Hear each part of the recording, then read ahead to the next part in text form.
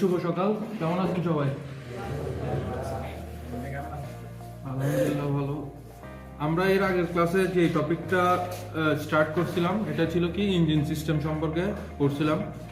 তো ইঞ্জিন সিস্টেমের কিছু অংশ, ইঞ্জিন সম্পর্কিত কিছু অংশ, ইঞ্জিনের শ্রেণী বিভাগ, বিভিন্ন যন্ত্রাংশের শ্রেণী বিভাগ, এগুলো সম্পর্কে আমরা আগের ক্লাসে অবগত হয়েছি। এখন এই ক্লাসে আমরা engine system part two means আমার এখানে ইঞ্জিন সম্পর্কিত বাকি যে জিনিসগুলো আছে ওই জিনিসগুলো সম্পর্কে জানবো। আজকে মূলত আমরা আমাদের ক্লাসটা হবে ইঞ্জিনের বিভিন্ন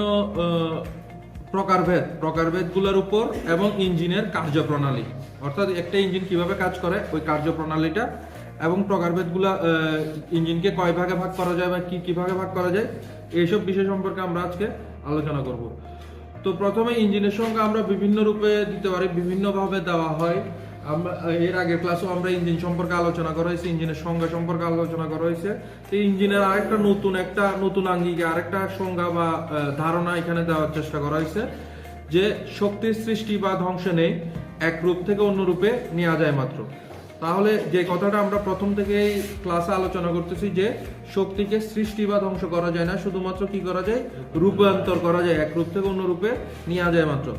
সাধারণত যে যন্ত্র শক্তির অন্য যে কোনো রূপকে যান্ত্রিক শক্তিতে রূপান্তর করে তাকে ইঞ্জিন বলে। অর্থাৎ যে যন্ত্রের মাধ্যমে অন্য যে কোনো শক্তিকে আমি যদি যান্ত্রিক শক্তিতে পরিণত করি, আমি যদি এটা যে কোনো শক্তি হইতে পারে, এটা সোলার শক্তি হইতে পারে, এটা হাইড্রো পাওয়ার হইতে পারে, এটা ব্যাটারির শক্তি হইতে পারে, যে কোনো শক্তি, ইলেকট্রিক্যাল শক্তি হইতে পারে, ওইটাকে যদি আমি কোনো যান্ত্রিক কাজ করি তাহলে ওইটাকে আমরা ইঞ্জিন বলতে পারবো। তাহলে এখানে বৈদ্যুতিক মোটরও এক ধরনের ইঞ্জিন, কারণ বৈদ্যুতিক মোটর বিদ্যুৎটাকে কি করে, যান্ত্রিক শক্তিতে পরিণত করে। তাপীয় ইঞ্জিন প্রভৃতি। তাপীয় ইঞ্জিন কি? তাপীয় ইঞ্জিন হচ্ছে আমরা যে ইঞ্জিনগুলো নিয়ে, গাড়ির যে ইঞ্জিন নিয়ে আমরা পড়াশোনা করি বা আমরা আমাদের আলোচনার বিষয়বস্তু যে ইঞ্জিন, ওইটাই হচ্ছে তাপীয় ইঞ্জিন। তাপীয় ইঞ্জিন তাপগতীয় প্রক্রিয়ার মাধ্যমে তাপ শক্তিকে যান্ত্রিক শক্তিতে রূপান্তর করে। অর্থাৎ তাপীয় ইঞ্জিনটা কি করা হয়, তাপগতীয় প্রক্রিয়া, যেমন হিট উৎপাদন, হিট জেনারেশন, এই ধরনের প্রক্রিয়ার মাধ্যমে তাপ শক্তিকে কাজে লাগিয়ে এটাকে যান্ত্রিক শক্তিতে রূপান্তর করে। অন্তর্দহন ইঞ্জিন হলো এক ধরনের তাপীয় ইঞ্জিন যেখানে জ্বালানির দহনের ফলে উৎপন্ন গ্যাসের চাপে পিস্টন সরল পথে চালিত হয়ে যান্ত্রিক শক্তি উৎপন্ন করে। যেটা আমরা আগের ক্লাসে যে জিনিসটা নিয়ে আলোচনা করছিলাম যে একটা পিস্টন কি করতে পারে, পিস্টনের উপর যখন চাপ প্রয়োগ করা হয়, আমরা যখন পেট্রোল বা ডিজেলকে পোড়াই, ওই ডিজেল পেট্রোল পোড়ানোর কারণে এখানে কিসের সৃষ্টি হয়, উৎপন্ন গ্যাসের চাপে, অর্থাৎ ওই জ্বালানিটা পোড়ানোর ফলে আমরা একটা চাপের সৃষ্টি করি। ওই চাপটা পিস্টনকে কি করে, সিলিন্ডারের মধ্যে সরল পথে কি করে, উপরে নিচে উঠানামা করতে বাধ্য করে এবং এভাবে সরল পথে চালিত হয়ে যান্ত্রিক শক্তি উৎপন্ন করে। অর্থাৎ যান্ত্রিক শক্তিটা ইঞ্জিন এভাবে উৎপাদন করে থাকে। তাহলে এটা ইঞ্জিনের একটা ধারণা। এই সংজ্ঞাটা আমি বলবো না, এটাই আপনাদেরকে লিখতে হবে। আমরা ইঞ্জিনের যে সংজ্ঞাটা প্রথম ক্লাসে যে সংজ্ঞাটা পড়ছিলাম ওই সংখ্যাটা আমরা লিখব। এরপরে ইঞ্জিন সিলিন্ডারের বিভিন্ন অংশের নাম, অর্থাৎ আমরা যে সিলিন্ডারটা পড়ছিলাম ওই সিলিন্ডারের বিভিন্ন অংশের নাম এবং ওদের বর্ণনা। প্রথমে একটা জিনিস, এক নম্বরে যেটা বলা হচ্ছে, এটা বলা হচ্ছে সিলিন্ডার বোর, অর্থাৎ সিলিন্ডারের ব্যাসকে সিলিন্ডার বোর বলে। অর্থাৎ আমার হাতে এই বোতলটা আছে, এই বোতলটার মাঝামাঝি অর্থাৎ এই জায়গা থেকে এই জায়গায় যে দূরত্বটা, এই বোতলের এই জায়গা থেকে এই জায়গা পর্যন্ত যে দূরত্বটা, এটাকে আমরা বলবো ব্যাস। এই ব্যাসটাকে আমরা কি বলতেছি, সিলিন্ডার বোর। তারপর হচ্ছে স্ট্রোক, সিলিন্ডারের মধ্যে পিস্টন টিডিসি থেকে বিডিসি পর্যন্ত উঠানামা দূরত্বকে স্ট্রোক বলে। এখন এই যে মনে করেন এই বোতলটাতে, এখানে ভেতরে আমি এটা সিলিন্ডার, ভেতরে আমি একটা পিস্টন দিছি, পিস্টনটা কি করে, উপরে এতটুকু পর্যন্ত উঠে আবার নিচের দিকে এতটুকু পর্যন্ত নামে। এই যে জায়গাটা কভার করতেছে এটাকে বলতেছি স্ট্রোক। অর্থাৎ একবার উঠা বা একবার নামাকে আমরা এক স্ট্রোক হিসেবে জানবো। অর্থাৎ পিস্টনটা সিলিন্ডারের মধ্যে একবার উঠলে এটা এক স্ট্রোক, আবার একবার নামলো এটা এক স্ট্রোক। তারপর বলা হচ্ছে টিডিসি, এটাকে বলা হচ্ছে টপ ডেড সেন্টার, অর্থাৎ পিস্টন উঠার সর্বোচ্চ সীমাকে বোঝায়। পিস্টন মুভমেন্ট কোথায় করে, পিস্টন মুভমেন্ট করে সিলিন্ডারের ভেতর। পিস্টনের মুভমেন্ট কোথায় হয়, সিলিন্ডারের ভেতর। পিস্টন যখন একটা জায়গা পর্যন্ত উঠবে, এতটুকু পর্যন্ত উঠছে পিস্টনটা, এই যে সর্বোচ্চ লিমিট এই বোতলের এই উপরের অংশটাকে আমরা বলবো টিডিসি, এটাকে বলা হয় টপ ডেড সেন্টার। আবার পিস্টনটা যখন নিচের দিকে নামবে, যতটুকু পর্যন্ত নামে ওই সর্বনিম্ন নামার জায়গাকে বোঝায় বিডিসি, বটম ডেড সেন্টার। তারপর আরেকটা জিনিস আছে, এটা হচ্ছে পিস্টন ডিসপ্লেসমেন্ট। পিস্টন টিডিসি থেকে বিডিসি পর্যন্ত যে জায়গার মধ্যে ওঠানামা করে সেই আয়তনকে পিস্টন ডিসপ্লেসমেন্ট বলে, একে অন্য কথায় সোয়েট ভলিউমও বলে। এখানে একটু আপনাদেরকে বুঝতে হবে দুইটা জিনিস আছে। এখন এই যে বোতলটা, ঠিক আছে, বোতলটার এখান থেকে এতটুকু পর্যন্ত আমি কি বলছি, স্ট্রোক, ঠিক আছে না? আবার বোতলের এখান থেকে এতটুকু পর্যন্ত এটাকে কি বলছি, ব্যাস বা সিলিন্ডার বোর। এখন এই বোর আর স্ট্রোককে যখন আমি একসাথে নিব, এই বোতলের পুরো আয়তনটা চলে আসবে। আমরা এই সিলিন্ডারের আয়তনের কথা বলতেছি। প্রথমে আমরা বলছিলাম কি সিলিন্ডারের, এই সিলিন্ডারের কি, এটা হচ্ছে স্ট্রোক, তারপর এটা হচ্ছে ব্যাস। এখন এই দুটোটাকে যদি একসাথে করে দিই তাহলে আমরা কি পেয়ে যাব, আয়তনটা পেয়ে যাব। তখন ওটা আমরা কি দিয়ে লিখতে হবে, ওইখানে তিনটা রাশি আসবে, তখন আমরা কি দিয়ে লিখবো, সেন্টিমিটার কিউব। ওইটাই হচ্ছে ওই জিনিসটাকে বলতেছি আমরা পিস্টন ডিসপ্লেসমেন্ট বা সোয়েট ভলিউম। পিস্টন ডিসপ্লেসমেন্ট বা সোয়েট ভলিউম। এরপর আসছে ক্লিয়ারেন্স ভলিউম। ক্লিয়ারেন্স ভলিউমটা কি, সিলিন্ডারের মধ্যে পিস্টন টিডিসি থাকা অবস্থায় উপরের যে অংশ ফাঁকা জায়গা থাকে, যেখানে বাতাস ও জ্বালানির মিশ্রণ সংকুচিত হয় ও তখন হয় তাকে ক্লিয়ারেন্স ভলিউম বলে। অর্থাৎ যখন আমার এই পিস্টনটা সিলিন্ডারের মধ্যে পিস্টনটা থাকবে, পিস্টনটা উপরের দিকে উঠলো, উঠার পর উপরে একটু জায়গা ফাঁকা থাকে, হালকা করে একটু জায়গা ফাঁকা থাকে, ওই ফাঁকা জায়গাটাকে আমরা বলতেছি ক্লিয়ারেন্স ভলিউম। ওই ভলিউমটার মধ্যে আমার সকল ধরনের, ওইটাকে আমরা কম্বাসন চেম্বার হিসেবে বলতে পারি, ওইখানে যে পেট্রোল বা ডিজেলকে পোড়ানো হয় ওইটা ওই জায়গায় পোড়ানো হবে। এই জিনিসগুলো একটু প্র্যাকটিক্যালি দেখি। আমরা কি বলছিলাম, পিস্টন যে সিলিন্ডারের মধ্যে উপরে নিচে উঠানামা করে, পিস্টন যে উপরে নিচে উঠানামা করে, যতটুকু সর্বোচ্চ উপরে উঠতে পারে ওইটাকে কি বলা হয়, টপ ডেড সেন্টার। আর নিচে যতটুকু নামতে পারে ওইটাকে কি বলা হয়, বটম ডেড সেন্টার। এই যে টপ ডেড সেন্টার এবং বটম ডেড সেন্টার, এগুলাকে সংক্ষেপে বলা হয় টিডিসি, টপ ডেড সেন্টার, এবং এটাকে সংক্ষেপে বলা হয় বিডিসি, বটম ডেড সেন্টার। এখন এরপরে আসে এই যে পিস্টনটা এই উপরে একবার নামতেছে একবার উঠতেছে, এটাকে কি বলবো, স্ট্রোক। পিস্টন একবার উপরের দিকে উঠতেছে, এটাকে এক স্ট্রোক, নিচের দিকে নামছে, এটা এক স্ট্রোক। তাহলে এগুলা হচ্ছে কি, যে পরিমাণ দূরত্ব অতিক্রম করে সিলিন্ডারের মধ্যে পিস্টনটা, যে পরিমাণ দূরত্ব অতিক্রম করে ওইটাকে কি বলা হয়, স্ট্রোক বলা হয়। তারপর সিলিন্ডারের এই পাশ থেকে এই পাশের যে দূরত্ব, এটাকে কি বলা হবে, বোর বলা হবে। কি বলা হবে, সিলিন্ডার ব্যাস বা বোর। এখন এই যে মনে করেন, এখন আমি এটা এখানে ব্যাস মাপলাম, এখানে কি মাপলাম, দৈর্ঘ্য মাপলাম। এখন আমার কথা হচ্ছে সোয়েট ভলিউমটা হচ্ছে এই যে সম্পূর্ণ আয়তনটা, অর্থাৎ এই যে এই সিলিন্ড্রিক্যাল আছে, আকৃতি আছে, এটার উপরের থেকে নিচে পর্যন্ত এই সম্পূর্ণ আয়তনটার মধ্যে পিস্টনটা উঠানামা করতেছে, ওইটাকেই আমরা বলতেছি সোয়েট ভলিউম, ঠিক আছে। তাহলে এরপরে যেটা আমরা দেখবো, এটা হচ্ছে একটা সিলিন্ডার, সিলিন্ডারের বোর, এক মাথা থেকে আরেক মাথার পাশাপাশি দূরত্ব, এটাকে কি বলতেছে, সিলিন্ডার বোর। তারপর সিলিন্ডারের উপরের থেকে নিচের দিকে, এটাকে কি বলা হচ্ছে, স্ট্রোক। এরপর আয়তন, পিস্টন ডিসপ্লেসমেন্ট, অর্থাৎ এই দুটোটাকে যদি আমি গুণ করি তাহলে আমি কি পাবো, পিস্টন ডিসপ্লেসমেন্ট পাবো, অর্থাৎ টোটাল আয়তনটা আমি এখানে পাবো।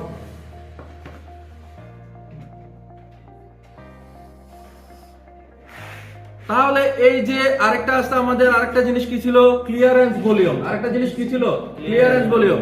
এই বিডিসি মানে কি, বটম ডেড সেন্টার, টিডিসি মানে কি, টপ ডেড সেন্টার। পিস্টন কি করে, বিডিসি থেকে টিডিসি পর্যন্ত উঠানামা করে। একবার উঠানামা করলে কি বলা হয়, তাকে এক স্ট্রোক। আর এখানে উপরের দিকে পিস্টন যখন এখানে সর্বোচ্চ উপরে থাকবে, অর্থাৎ টিডিসি অবস্থান করবে, তখন এটার মাথার উপরে একটু জায়গা ফাঁকা থাকে, খালি জায়গা থাকে, এটাকে বলা হচ্ছে ক্লিয়ারেন্স ভলিউম। এই ফাঁকা জায়গাটাকে কি বলা হচ্ছে, ক্লিয়ারেন্স ভলিউম। তাহলে আমরা কয়টা জিনিস পাইলাম, আমরা এক পাইলাম বোর, সিলিন্ডার বোর, তারপর পাইলাম স্ট্রোক, তারপর কি সোয়েট ভলিউম, তারপর হচ্ছে ক্লিয়ারেন্স ভলিউম। অর্থাৎ একটা হচ্ছে দৈর্ঘ্য, একটা হচ্ছে প্রস্থ, আর একটা হচ্ছে কি আয়তন, সরি দৈর্ঘ্য উচ্চতা, আর একটা হচ্ছে কি আয়তন।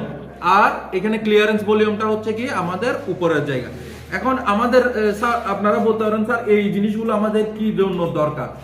আপনারা যে গাড়ির খুব একটা কমন একটা জিনিসের সাথে পরিচিত, এটা হচ্ছে সিসি, কত সিসির গাড়ি, এটার উপর ডিপেন্ড করে কি আপনার আপনার গাড়ির দাম কত, আপনি কত টাকা সরকারকে ট্যাক্স দিবেন, আপনার গাড়িটার শক্তি কতটুকু হবে, এই সকল জিনিসগুলো এই সিসির উপর নির্ভর করে।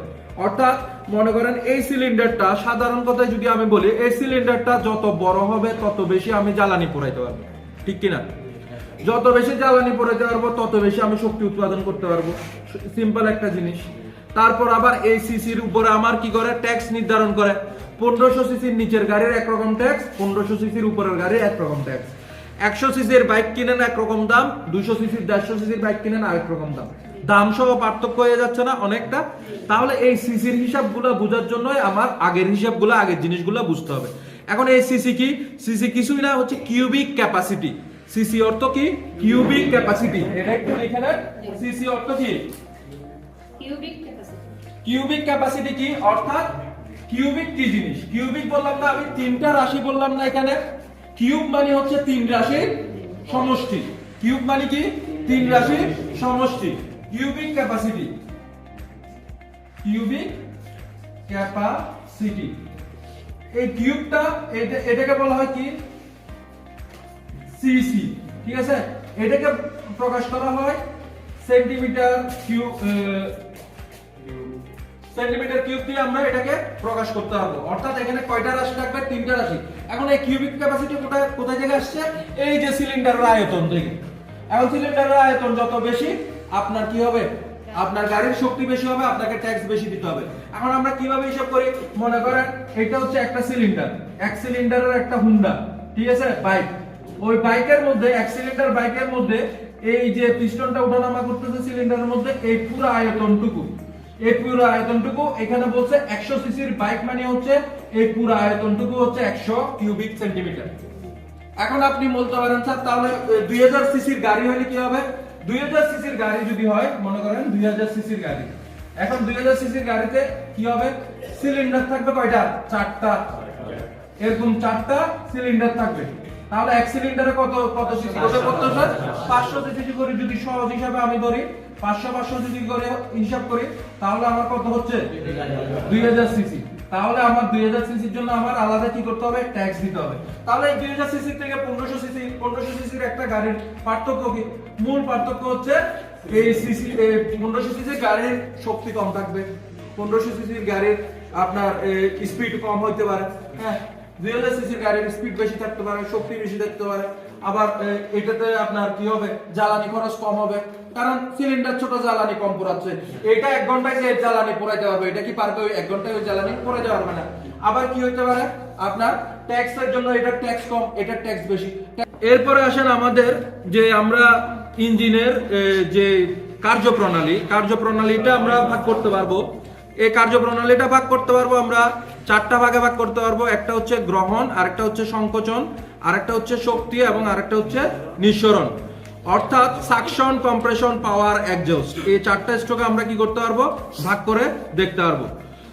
তাহলে নামগুলো দেখতেই বুঝতে পারা যাচ্ছে যে চতুর্ঘাত অন্তর্দাহন ইঞ্জিনের 4টি মৌলিক ধাপ রয়েছে, যা ইঞ্জিনের প্রতি ঘূর্ণন পরপর পুনরাবৃত্ত হয়, প্রতি 2টি ঘূর্ণন পরপর। প্রথম হচ্ছে গ্রহণ বা সাকশন। এখন এগুলো কি? এগুলো হচ্ছে ইঞ্জিন যে কাজ করে, অর্থাৎ সিলিন্ডারটা, যে সিলিন্ডারের মধ্যে কি করতেছে? পিস্টন। আমি আপনাদেরকে আগেই বলছিলাম কি করা হয়? জ্বালানিকে পোড়ানো হয়। জ্বালানি কোথায় পোড়ানো হয়? ইঞ্জিনের কোন জায়গায় জ্বালানি পোড়ানো হয়?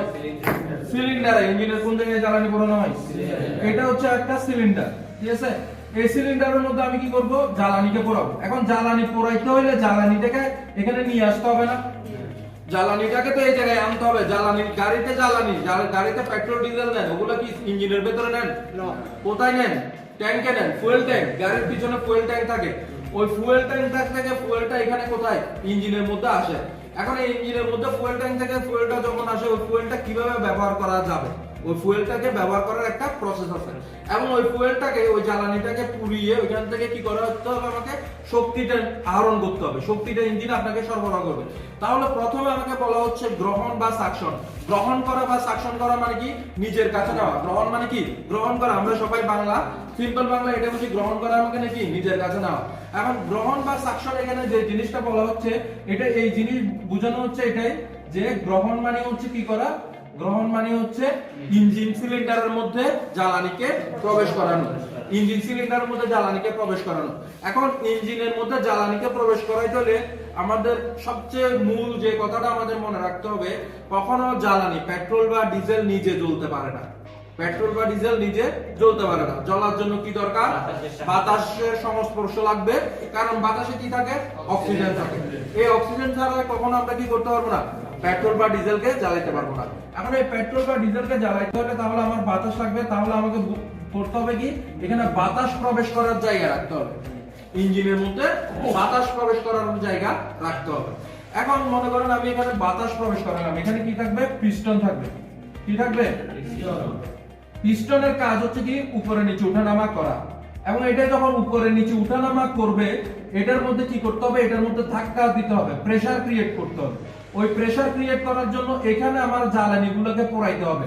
পোড়াইলে এই বন্ধ জায়গাটার মধ্যে, এই বন্ধ চেম্বারটার মধ্যে যখন আমি জ্বালানিকে পোড়াবো, তখন এখানে অত্যাধিক তাপ এবং চাপের সৃষ্টি হবে। ওই অত্যাধিক তাপ এবং চাপ এই পিস্টনটার উপর কি করবে? চাপ সৃষ্টি করবে, যার কারণে পিস্টনটা উপরে নিচে ওঠানামা করবে। এখন আমি যখন গ্রহণ সাকশন বলতেছি, সাকশনের মানে হচ্ছে এখানে আমার দুইটা দরজা আছে, এটা সম্পূর্ণ স্থির থাকে, এই জায়গাটা সম্পূর্ণ স্থির, কিন্তু আমার দুইটা দরজার ব্যবস্থা করা হয়েছে যাতে বাতাস ঢুকতে পারে আবার বের হতে পারে। এই দরজাগুলোকে বলা হয় ভালভ, এগুলোকে বলা হয় ভালভ। ভালভের মাধ্যমে কি হয়? বাতাস ঢুকে, আর ভালভের মাধ্যমে কি হয়? বাতাস বের হয়। এই যে ভালভগুলো আছে এখানে, এই ভালভের মাধ্যমে এটা তখন কি হয়? প্রথমে এটা খোলা থাকে, এই ভালভটা ওপেন থাকে। ওপেন থাকলে এখান থেকে বাতাস প্রবেশ করে। এখন আপনি বলতে পারেন, স্যার বাতাস কেন প্রবেশ করে?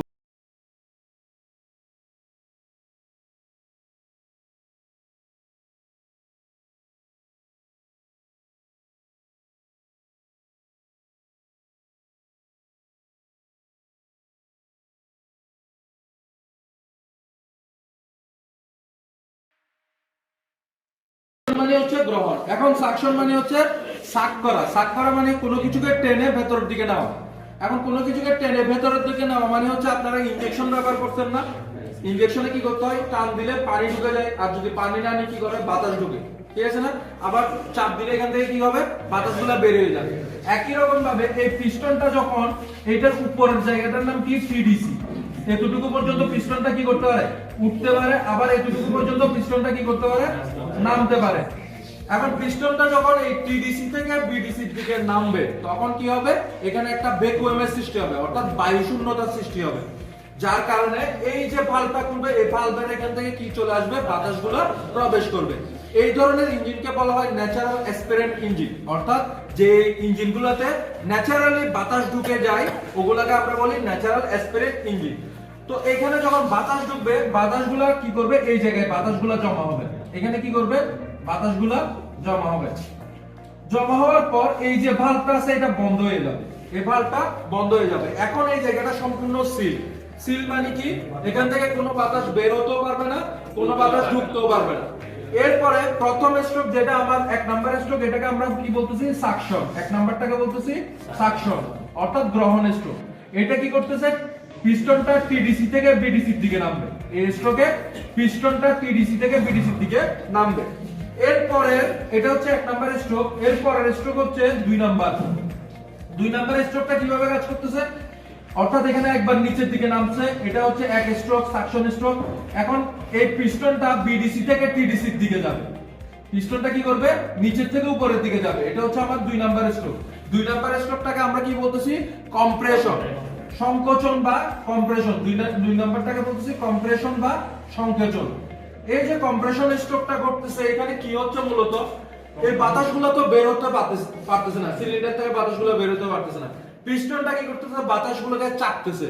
চাপার কারণে বাতাসগুলো কি হয়ে যাচ্ছে? সংকুচিত হয়ে যাচ্ছে। সংকুচিত হয়ে পিস্টনটা কতটুকু পর্যন্ত উঠবে? টিডিসি পর্যন্ত। এই টিডিসি পর্যন্ত পিস্টনটা এখানে চলে আসবে। পিস্টন যখন এখানে চলে আসবে, বাতাসগুলো এই জায়গার মধ্যে ট্র্যাপ হয়ে যাবে, এই ছোট জায়গাটার মধ্যে ট্র্যাপ হয়ে যাবে বাতাসগুলো। এখন বাতাস হচ্ছে এমন একটা জিনিস, আমরা পদার্থের অবস্থা পড়ছি না, কঠিন, তরল, বায়বীয়। কঠিনে কি হয়? কঠিনে হয় অণুগুলো একটার সাথে একটা কি থাকে? লাগানো থাকে। কঠিনের অণুগুলো কি থাকে? একটার সাথে একটা লাগানো থাকে। তরলের অণুগুলো কি হয়? একটার থেকে একটু একটু দূরে দূরে থাকে, ঠিক আছে? একটু দূরে দূরে। বায়বীয়তে কি হয়, বাতাসের সময় কি হয়, কণাগুলো অনেক দূরে দূরে অবস্থান করে, কি করে, অনেক দূরে দূরে। এখন এই কণাগুলোকে আমি চেপে কি করলাম, একসাথে নিয়ে আসলাম, তাহলে কি হবে, এখানে ঘর্ষণ হয়ে যাবে, কঠিন হবে না, এখানে কি হবে, ঘর্ষণ হবে, ঘর্ষণ হয়ে কি হবে, তাপের সৃষ্টি হবে। এই যে আপনারা যখন বাতাসকে কম্প্রেস করবেন তখন দেখবেন বাতাসটা গরম হয়ে যায়, এখানে আমি যখন পিস্টন দিয়ে বাতাসটাকে সংকুচিত করছি, এই বাতাসটা কি হয়ে গেছে, উত্তপ্ত, হালকা গরম বাতাস হয়ে গেছে এবং বাতাসটার চাপও বেড়ে গেছে, চাপও বেড়ে গেছে। এখন আমাকে কিছু করতে হবে না, জাস্ট এই জায়গায় একটা আমার জিনিসটাকে, এটাকে বলা হয় ইনজেক্টর। এই ইনজেক্টর সরাসরি ডিজেল ট্যাঙ্কের সাথে যুক্ত থাকে, ডিজেল যেখান থেকে সরবরাহ করা হয় ডিজেল ট্যাঙ্কের সাথে যুক্ত থাকে। ওই ডিজেল গুলোকে নিয়ে এসে এখানে স্প্রে করে দিবে, এই সংকুচিত জায়গাটার মধ্যে স্প্রে, অর্থাৎ এইভাবে ইনজেক্টরটার মুখ এভাবে থাকবে, এভাবে মুখ থাকবে আর এভাবে ছোট ছোট কণায় স্প্রে করে দিবে। তো এটাকে বলা হয় ডিজেল অটোমাইজেশন, অর্থাৎ কোনো কিছুকে ছোট ছোট কণায় যখন আমরা ভাগ করি তখন এটাকে বলা হয় অটোমাইজেশন। এবং ডিজেলকে যখন এখানে স্প্রে করে দিবে তখন ওই ডিজেলটা গরম বাতাসের মধ্যে ছড়াবে, তখন এখানে বিস্ফোরণ ঘটবে। কারণ এখানে কি, বাতাস ইতিমধ্যে রেডি হয়ে আছে, অক্সিজেন সহ বাতাসটা কি হয়ে আছে, রেডি হয়ে আছে, উত্তপ্ত হয়ে আছে, গরম হয়ে আছে। ওই অবস্থায় আমরা কি করে দিলাম, ডিজেলটাকে স্প্রে করে দিলাম, এখানে একটা কি হবে, বিস্ফোরণ ঘটবে। ওই বিস্ফোরণের ধাক্কায় পিস্টনটা সজোরে নিচের দিকে চলে যাবে। তখন আমরা ওই স্ট্রোকটাকে কি বলবো, পিস্টনটা তখন কি হয়ে যাবে, পিডিসি থেকে বিডিসি তে যাবে। ওই স্ট্রোকের নাম 3 নাম্বার স্ট্রোক, স্ট্রোকের নাম হচ্ছে পাওয়ার। পাওয়ার মানে কি, শক্তি। এই যে ইঞ্জিন চলার জন্য যে শক্তিটা আমার দরকার না, এই শক্তিটা এই পাওয়ার স্ট্রোক থেকে বের হচ্ছে। অর্থাৎ তখন কি হচ্ছে, আমার জ্বালানিটা কি করতেছে, বিস্ফোরণ ঘটাচ্ছে, পোড়ানোর মাধ্যমে বিস্ফোরণ ঘটিয়ে এটাকে কি করতেছে, চাপ প্রয়োগ করে নিচের দিকে নামিয়ে দিচ্ছে, তখন পাওয়ার। এখন পাওয়ারের পরে এই যে এখানে বাতাস আর ডিজেল গুলা পোড়া গেল না, কোনো কিছু পোড়ালে কি হয়, কি সৃষ্টি হয়, কালো ধোঁয়া সৃষ্টি হয় না, তখন এখানে সবগুলো ধোঁয়া এসে জমা হয়ে যাবে। যখন কালো ধোঁয়া জমা হবে তখন আমার কি করতে হবে, এই দিকে বের হওয়ার দরজাটা খুলে দিতে হবে। বের হওয়ার দরজাটা যখন আমি খুলে দিব, এবারটা যখন খুলে দিব, এদিক দিয়ে কালো ধোঁয়াগুলো বের হয়ে যাবে। কালো ধোঁয়া কি নিচে নিচে বের হবে, বের হবে না। আমাকে কি করতে হবে, পিস্টনটাকে নিচের থেকে উপরের দিকে আবার চাপ দিতে হবে। তখন আমার কি, দরজা তো খোলা, কালো ধোঁয়াগুলো বের হয়ে গাড়ির নিচ দিয়ে যে কালো ধোঁয়া বের হয় অনবরত, এই কালো ধোঁয়া হচ্ছে সিলিন্ডার থেকে উৎপন্ন কালো ধোঁয়াগুলা এই ভালভ দিয়ে বের হয়ে গাড়ির নিচে চলে যাচ্ছে।